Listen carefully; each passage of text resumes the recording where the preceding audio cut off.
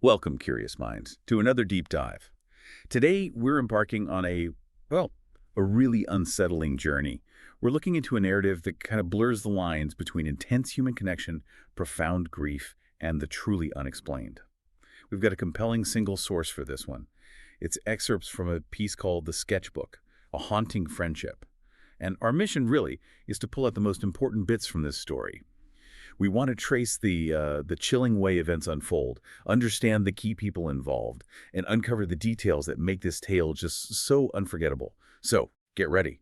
We're going to unpack a narrative that will leave you wondering about the bonds we form, and whether, just maybe, they can stretch beyond what we currently understand about life and death. Yeah, what's immediately striking here, I think, is how the narrative builds things. Yeah. It's quite masterful, actually, slowly peeling back layers, revealing clues, deepening the mystery until you hit the inexplicable. And we'll be looking closely at those precise moments, when things take that turn, and how different people react when they're faced with something just completely beyond their usual understanding. It really forces us to ask, how do we process events that just don't fit? Especially when they touch on such deep emotional states. Okay, let's dive right in then. Our story starts with Nisha. She's a third-year medical student in northern India. And apparently she wasn't really known for being top of her class academically, but she was known for something else entirely, her art. The source talks about this black leather sketchbook she carried, and it was filled with drawings described as haunting, incredibly detailed, and, well, a little too dark for comfort. Right. She seemed, pretty content in that artistic world, even with the academic struggles, and maybe some pity from classmates. And that initial picture of her is so crucial, isn't it? Her art, especially that darker side, it almost feels like it's foreshadowing the internal turmoil that's about to come out. Yeah, good point. It suggests there's this deeper emotional landscape inside her, something maybe people around her didn't fully get. Okay, so here's where it gets really interesting. One day, she's in pharmacology class, pretty normal stuff, and then everything just changes instantly. Nisha suddenly stands up. Her eyes are wide, unfocused, and she lets out this high-pitched guttural scream. Wow. The source says it wasn't a scream of fear, though. It was rage, pure rage. And she starts clawing at her own arms, like something is crawling underneath her skin. That's the turning point. A huge, dramatic shift in her behavior. That description, the scream, the self-harm, the immediate panic it causes, it just highlights how severe and, well, unusual her distress is. Absolutely. She's then obviously rushed straight to the hospital. Right. So at the hospital, Nisha is put under the care of Dr. Ahuja. He's her physiology lecturer, apparently a calm, very experienced guy. But things escalate fast when Nisha insists on speaking to him alone. They close the door, and maybe 2 minutes later, there's this loud crash from inside the room. And Dr. Ahuja stumbles out. He's pale, shaking, sweating, just muttering. She's not herself. Whoa. Okay, that detail is highly significant. Dr. Ahuja's reaction, given his experience, his usual calm, Right.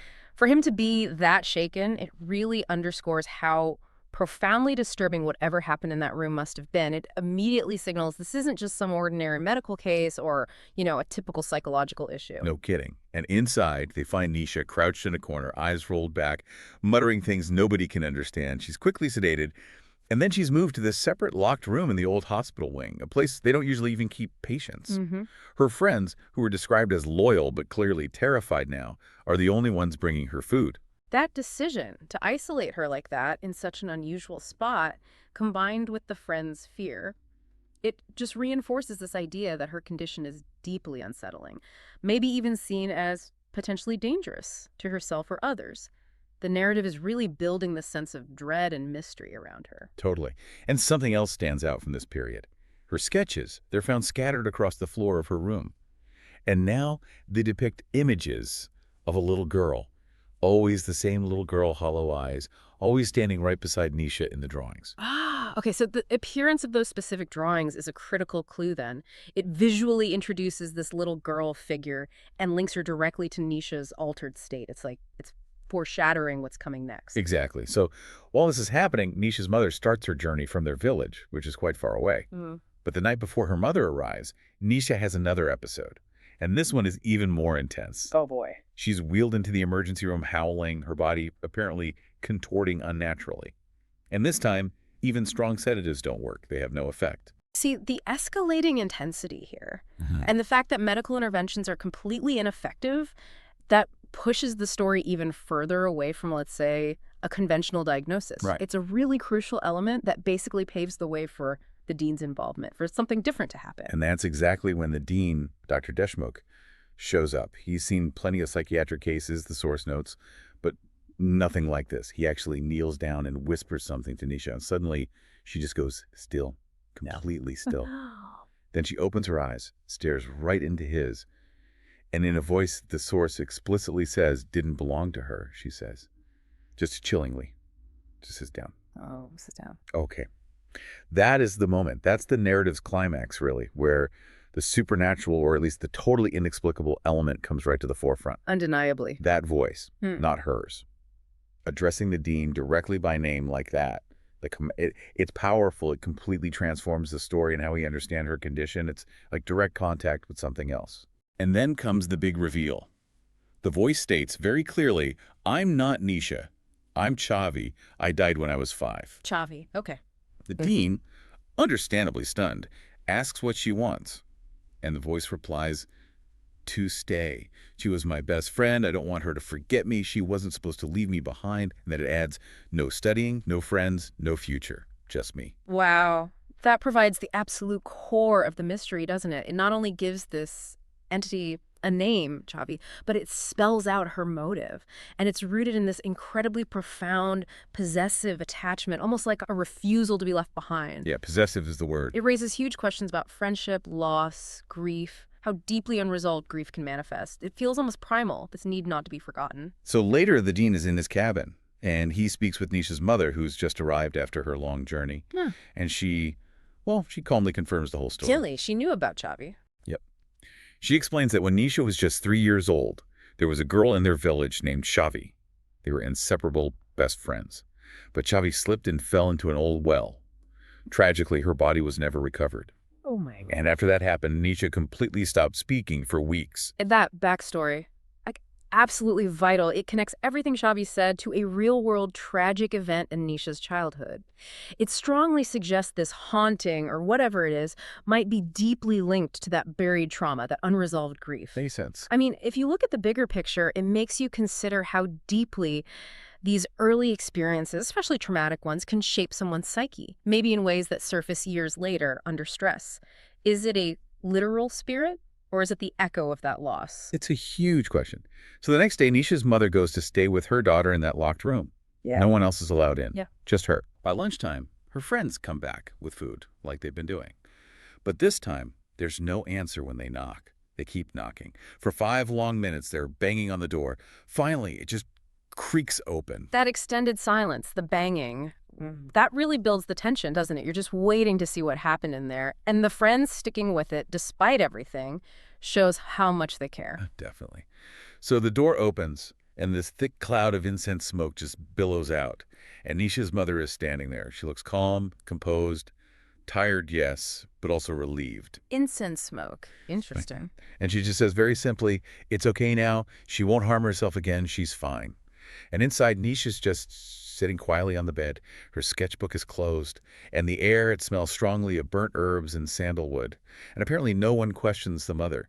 She's described as a simple village woman, but carrying this quiet authority. That is such a pivotal moment because the cultural context just becomes so clear, so powerful. The mother's actions, the incense, the herbs, that quiet authority, it all points to some kind of traditional, maybe spiritual intervention, something completely outside the hospital's medical framework. Absolutely. It implies a resolution was achieved through means the staff just didn't understand or wouldn't even consider.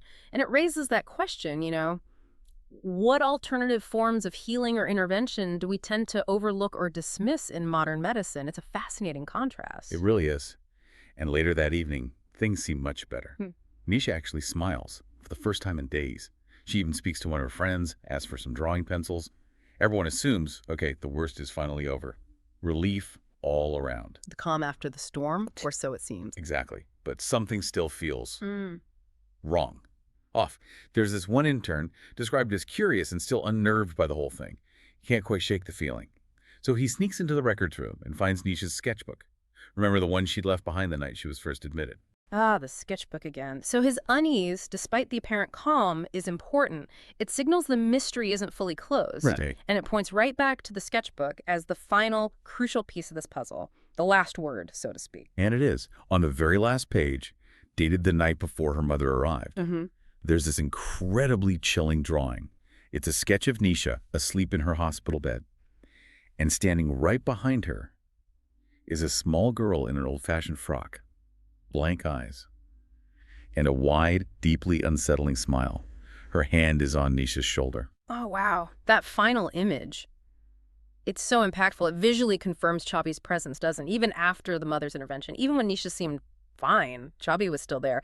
And those details, the blank eyes, the wide smile, they're just deeply eerie. It shifts the feeling from maybe a sad ghost to something creepier. Totally creepy. And then right beneath that sketch, in Nisha's own unmistakable handwriting, are just 4 words. 4 words that change everything. She never left me. She never left me.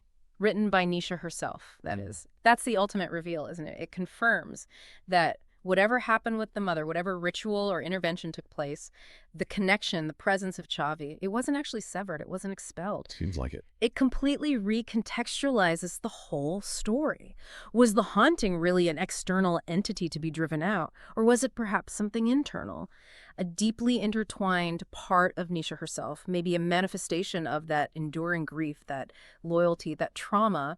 It leaves you with this profoundly unsettling thought about what Nisha's experience truly was and the nature of that bond with Chavi. Unbreakable, maybe.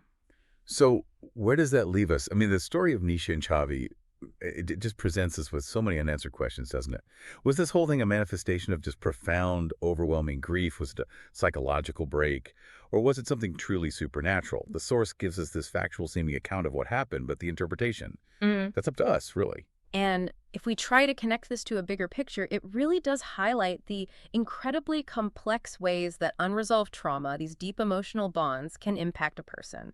Sometimes in ways that completely defy our neat, conventional explanations. Yeah. It challenges our basic ideas about reality, maybe, and it forces us to consider multiple viewpoints on what's real or true in these extreme circumstances. It's a reminder that there are maybe layers to human experience, perhaps even to the world itself, that we just don't fully grasp yet. Yeah, this deep dive into the sketchbook, it really does make you wonder about the enduring power, maybe even the unsettling power of friendship and memory. Absolutely. And this raises, I think, an important question for you, our listener, to mull over.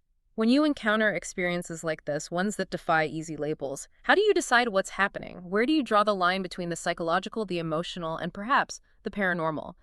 And what does that choice, that interpretation, tell us about the hidden depths of the human mind? Or maybe, just maybe, about an unseen world around us?